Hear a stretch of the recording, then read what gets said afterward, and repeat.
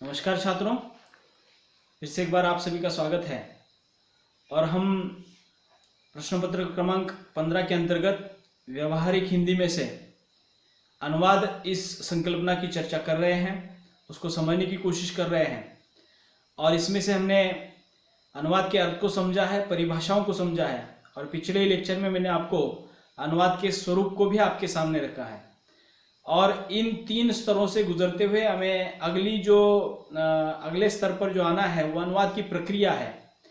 ये अनुवाद की प्रक्रिया के संदर्भ में हमें थोड़ी सी चर्चा करनी है, ताकि ये पूरा विषय जो है हमारे ध्यान में आ जाए कि अनुवाद कैसे काम करता है, किस तरह से उसका अनुवाद किया जाता है। अर्थात नए अनुवादक को वो बातें मालूम होनी चाहिए। उस दृष्टिकोण से ये मुद्दा हमारे लिए महत्वपूर्ण है कि कोई भी नया अनुवादक या कोई भी पुराना अनुवादक जो होता है वो कौन कौन सी स्तरों से गुजरता है, कौन कौन से प्रक्रिया से गुजरता है, ये बातें थोड़ी सी इस मुद्दे में आ जाएगी।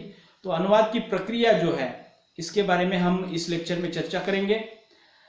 अनुवाद के प्रक्रिया के संदर्भ में बहुत सारे भाषा वैज्ञानिकों ने, बहुत सारे विद्वानों ने और बहुत सारे अनुवादकों ने जो है अपने अपने चिंतन के आधार पर अनुवाद के प्रक्रिया के बहुत सारे चरण बताए हैं, स्तर बताए हैं। और उन स्तरों के आधार पर हम कोई भी अनुवादक जो है वहां से उसको गुजरना पड़ता है, वो स्तर जो है उस स्तर पर वो काम करना पड़ता है, तभी जाकर वो अनुवाद कर पाता है। तो भारतीय विद्वानों के साथ साथ पाश्चात्य विद्वानों ने भी वहां पे अनुवाद की प्रक्रिया को स्पष्ट करने की कोशिश की है और विभिन्न चरणों को उन्होंने वहां पे बताने की कोशिश की है। उसमें जेसी कैटफोर्ड है, साथ ही साथ बर्नार्ड और टेबुर जैसे, न्यूमार्क जैसे विद्वान हैं। इन्होंने भी अनुवाद की प्रक्रिया को वहाँ पे स्पष्ट करने की कोशिश की है।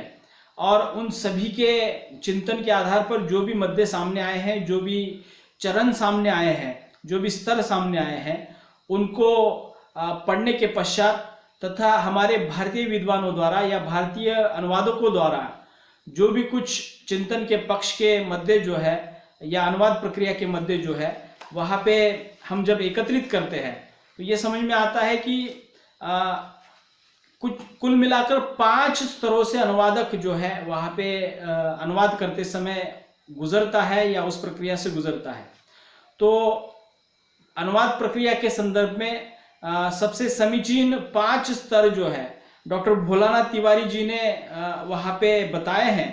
और ये 5 स्तर जो है कोई भी अनुवादक जो है अनुवाद करते समय उसको इन स्तरों से गुजरना पड़ता है, अनुवाद की प्रक्रिया को संपन्न करना पड़ता है। तो ये 5 स्तर या 5 चरण जो है डॉक्टर भोलानाथ तिवारी जी ने बताए हैं। मैं उसका आपको सबसे पहले ये 5 चरण कौन कौन से हैं ये पहले बताऊंगा, बाद में उसका विश्लेषण आपके सामने रखूंगा। तो डॉक्टर भोलानाथ तिवारी के अनुसार उन्होंने अनुवाद प्रक्रिया के 5 चरण जो बताए हैं। पहला चरण ये है पाठ पठन, दूसरा चरण है पाठ विश्लेषण, तीसरा है भाषांतरण, चौथा समायोजन और 5वां है मूल से तुलना। अब देखिएगा कि ये 5 जो भी स्तर बताए गए हैं ये अनुवाद प्रक्रिया के आधार स्तर कह सकते हैं कि कोई भी अनुवादक इन 5 स्तरों से होकर ही अनुवाद को संपन्न कर पाता है। इसमें से एक भी स्तर पर वो अगर काम नहीं करेगा तो वहां पे अनुवाद सफल नहीं होगा या अनुवाद मुमकिन नहीं है। तो इसलिए अनुवाद प्रक्रिया में इन स्तरों से गुजरना जो है अनुवादक के लिए अनिवार्य है। तो सबसे पहले जो मैंने अभी बताया था कि पाठ पठन नामक जो पहला स्तर है वहां पे अनुवादक को क्या भूमिका अदा करनी पड़ती है, उसको क्या काम करना पड़ता है, उसकी थोड़ी सी चर्चा मैं करूंगा। देखिए उस स्तर के नाम से ही स्पष्ट है कि पाठ का पठन, पाठ पठन माने पाठ का पठन, पाठ को पढ़ना या पाठ को समझना। जो भी कुछ सामग्री अनुवादक के सामने आती है उसको वो सबसे पहले पढ़ता है, उसको अपने स्तर पर ग्रहण करने की कोशिश करता है और उन स्तरों पढ़ने के पश्चात, ग्रहण करने के पश्चात वो जो है अपने दिमाग में उन सभी भावों को, विचारों को या सूचनाओं को या संदेश को जो है वहां पे समायोजित करता चलता है। तो पाठ पठन के अंतर्गत विद्वानों का मत क्या है या भोलानाथ तिवारी क्या कहना चाहते हैं। देखिए पाठ पठन का तात्पर्य है अनुद्य सामग्री का पढ़ना, अर्थात अनुद्य सामग्री को पढ़ना मतलब पाठ पठन है। मतलब कोई भी अनुवादक सबसे पहले जो सामग्री अनुवादित करनी है उसको पढ़ता है। यह पठन भाषिक अर्थ की दृष्टि से तथा विषय की दृष्टि से होता है। ये जो पढ़ने की जो प्रक्रिया होती है या पढ़ने की जो क्रिया होती है, सबसे पहले उसमें अभिव्यक्त भाषा के अर्थ को लेकर वो काम करता है और साथ ही साथ उस पाठ में प्रस्तुत हुआ जो विषय है उसको भी वो समझता चलता है। पाठ पठन के अंतर्गत यह बात आती है कि हो सकता है कि कहीं भाषा कठिन हो और उसे समझने की आवश्यकता हो, अर्थात कभी कभार लेखक की जो लेखन शैली होती है और उस शैली के आधार पर भी वहाँ पे पाठ को समझना बहुत महत्वपूर्ण हो जाता है। क्योंकि बहुत सारे ऐसे हमने लेखक देखे हैं, या हिंदी साहित्य के अंतर्गत अगर हम देखेंगे तो केशव दास नामक जो रीतिकाल के जो कवि हैं, उनके काव्य को जो है कठिन काव्य का प्रेत कहा जाता है। मतलब उनके काव्य की जो भाषा है वो अत्यंत कठिन है या पांडित्य प्रदर्शन करती हुई भाषा है। तो उस प्रकार की भाषा जब वहाँ पे पाठ में आ जाती है तो समझ लीजिएगा कि उस पाठ को अनुवादक के द्वारा सबसे पहले समझना बहुत आवश्यक समझा जाता है। इसके लिए उस भाषा के अच्छे जानकार या कोश आदि का सहायता वो लेता है। मतलब मूल भाषा के संदर्भ में अगर कोई नए शब्द उसके सामने आ जाते हैं या कोई नया शब्द या अनजान शब्द उसके सामने आ जाता है तो उसको एक तो उस भाषा के जानकार से परामर्श लेना पड़ता है या फिर उस भाषा के जो कोश बने हुए होते हैं उन कोशों की सहायता लेकर जो है उसको उस बातों को समझना होता है। तो पाठ पठन के स्तर पर जो है अनुवादक सबसे पहले मूल सामग्री को समझ लेता है, ग्रहण कर लेता है। दूसरा जो स्तर है या दूसरा जो चरण है वो है पाठ विश्लेषण, अर्थात पहला चरण समाप्त होने के बाद अनुवादक जो है दूसरे चरण में काम करता है या कार्य करता है, तो वो होता है पाठ विश्लेषण। वो क्या है देखिए, इस चरण में अनुवादक अनुवाद की दृष्टि से पाठ विश्लेषण करते हैं। मतलब अनुवाद की दृष्टि से पाठ विश्लेषण होना बहुत जरूरी होता है, क्योंकि अनुवादक को यह समझ में आना चाहिए कि वो जिस सामग्री का अनुवाद कर रहा है और उस सामग्री में जो विषय प्रस्तुत हुआ है उस विषय में महत्वपूर्ण बिंदु कौन कौन से हैं, उस विषय का महत्वपूर्ण आशय क्या है, ये बातें उसको विश्लेषित करनी पड़ती है। इस चरण में आवश्यकतानुसार पाठ पर निशान लगाए जा सकते हैं, अर्थात जहां जहां पे अनुवादक को महत्वपूर्ण लगता है वो वहां पे मार्किंग करते हुए चलता है या निशान लगाते हुए चलता है, ताकि उसको ये समझ में आ जाए कि जब मैं अनुवाद के लिए बैठूंगा या अनुवाद करने के लिए ले लूंगा तो उस अनुवाद में ये बातें जो है मार्क की हुई बातें जो है न छूट पाए। तो ये पाठ विश्लेषण की प्रक्रिया वहां पे चलती है। इस विश्लेषण में मुख्य बल इस बात पर दिया जाना चाहिए कि कहाँ शब्द का अनुवाद करना है और कहाँ पदबंध का और कहाँ उपवाक्य का और कहाँ एक वाक्य को एकाधिक वाक्यों में तोड़कर अनुवाद करना है। मतलब पाठ विश्लेषण में ज्यादातर शब्दों के स्तर पर, उपवाक्यों के स्तर पर, पदबंध के स्तर पर और वाक्यों के स्तर पर हमें बहुत सारे निर्णय जो है लेने पड़ते हैं। क्योंकि क्या होता है कि कभी कभार शब्दों के स्तर पर हमें अनुवाद करना पड़ता है, कभी हमें वाक्यों के स्तर पर अनुवाद करना पड़ता है, कभी कभार वाक्यांश के आधार पर भी अनुवाद वहां पे करने की वहां पे आवश्यकता महसूस होती है। तो इस तरह से अनुवादक को सबसे पहले ये जान लेना जरूरी है कि वहां पे अनुवाद किस चीज का होना जरूरी है, वाक्य का, पदबंध का, वाक्यांश का या शब्द का। तो ये जानने के पश्चात यही विश्लेषण जो है अनुवादक वहां पे करता है, तथा कहा एकाधिक वाक्यों को जोड़कर वो अनुवाद करना पड़ता है। कभी कभी बहुत सारे वाक्यों को, 4-5 वाक्यों को एक वाक्य में ही अनुवाद करके भी वहां पे बात बन सकती है। तो ये विश्लेषण की जो बातें हैं अनुवादक अपने स्तर पर वहां पे पाठ पठन के पश्चात वहां पे पूर्ण करता है और ऐसे बहुत सारे वो निशान लगाता है जिसको वहां पे जो भी कुछ उचित लगे वो उस प्रकार के मार्किंग जो है वहां पे लगाता हुआ चलता है। तो उसको ही दूसरे स्तर पर हम कहेंगे पाठ विश्लेषण वो करता है। तीसरा जो चरण है वो महत्वपूर्ण है कि जब अनुवादक पाठ पठन और पाठ विश्लेषण से गुजरते हुए तीसरे स्तर पर या तीसरे चरण पर जब आ जाता है और तीसरा चरण जो है भाषांतरण का है। वो भाषांतरण, अब समझ लीजिएगा कि अनुवादक ने मूल पाठ में लिखी गई सामग्री को समझ लिया है, उसका विश्लेषण भी किया है। अब विश्लेषित और समझी हुई बातों को उसे अब दूसरी भाषा में रूपांतरित करना होता है, भाषांतरित करना होता है। तभी जाकर वो सबसे पहले ये ढूंढता है कि मूल भाषा में ये विषय है, उस विषय से संबंधित वो सभी बातें जो है भाषांतरण में लाने की कोशिश करता है। देखिए, भाषांतरण में इस तीसरे चरण में दूसरे चरण के पाठ विश्लेषण के आधार पर विभक्त स्रोत भाषा की इकाइयों का लक्ष्य भाषा की इकाइयों में अंतरण करते हैं। मतलब इस तीसरे चरण में अनुवादक मुख्यतः स्रोत भाषाओं में जो भी कुछ तत्व या निहित बातें हैं, उन निहित तथ्यों को या उन निहित सूचनाओं को, भावनाओं को, विचारों को वो लक्ष्य भाषा में लाने की कोशिश करता है। और लक्ष्य भाषा में उस विषय के लिए, उस सूचना के लिए, उस भावना के लिए जो भी कुछ शब्दावली मौजूद है, जो भी कुछ पदबंध मौजूद है, जो भी कुछ वाक्यांश मौजूद है, उसको वो चुनने की कोशिश करता है। और वो चुनकर जो है मूल पाठ के समान वहां पे अभिव्यक्ति प्रस्तुत करने की कोशिश करता है। तो ये भाषांतरण का काम जो है ये अनुवाद के प्रक्रिया के अंतर्गत तीसरे चरण पर चलता है। तो चौथा चरण जो है आज आता है वो है समायोजन। अब देखिएगा, एक के ऊपर एक स्थितियां निर्भर है। पहले स्तर पर अनुवादक ने मूल सामग्री को पढ़ा है, पाठ पठन किया है। दूसरे स्तर पर पाठ पठन की हुई सामग्री का उसने पाठ विश्लेषण किया है।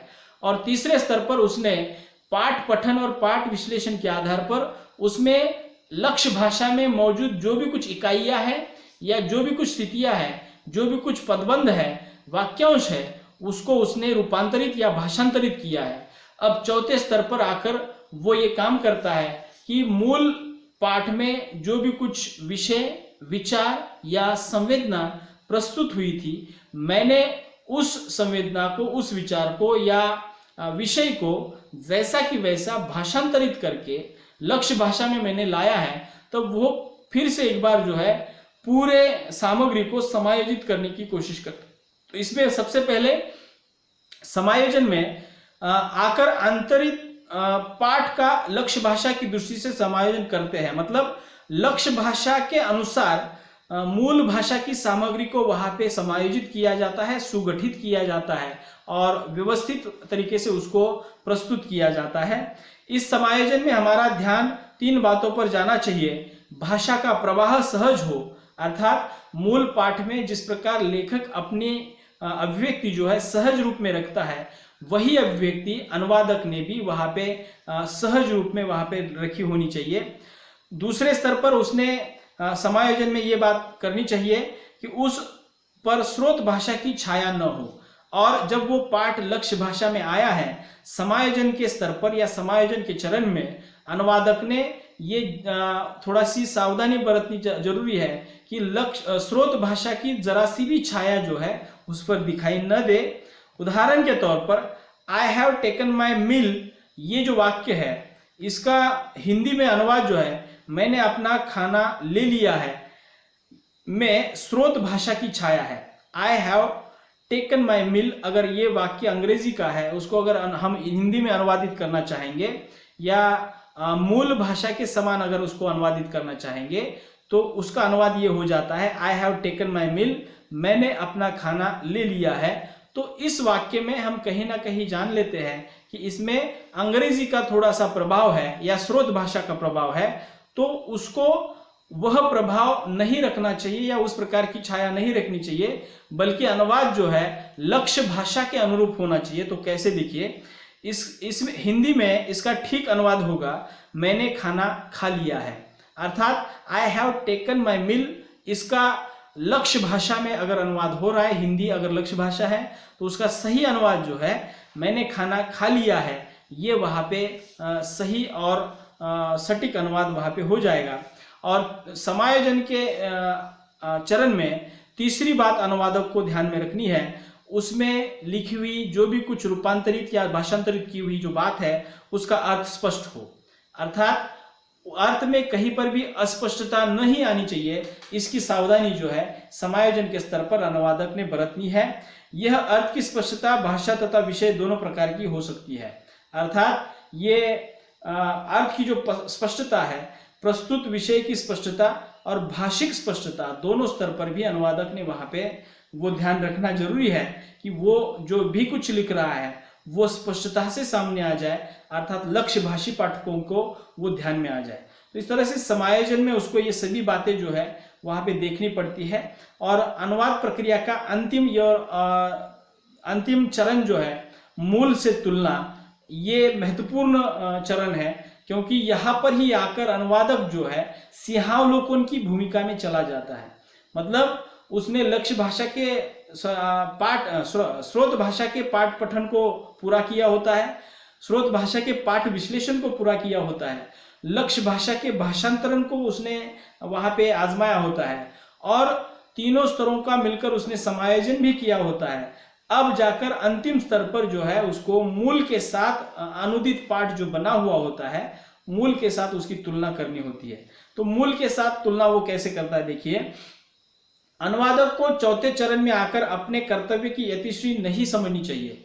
मतलब कभी कभार ये हो जाता है कि एक बार अनुवाद हो गया तो अनुवादक जो है वहां पे अपने को विराम दे देता है कि मुझे अब यहाँ पे रुकना है, लेकिन ऐसा करना नहीं है, क्योंकि अनुवादक का अंतिम चरण या अनुवाद प्रक्रिया का अंतिम चरण जो है मूल के साथ तुलना करना, ये बेहद महत्वपूर्ण है। अर्थात अनुवादक भी विद्वान भी ये मानते हैं कि अनुवादक ने चौथे स्तर पर आकर ही यतिश्री नहीं करनी है, उसे अंत में अनुवाद की मूल से एक बार तुलना अवश्य कर लेनी चाहिए।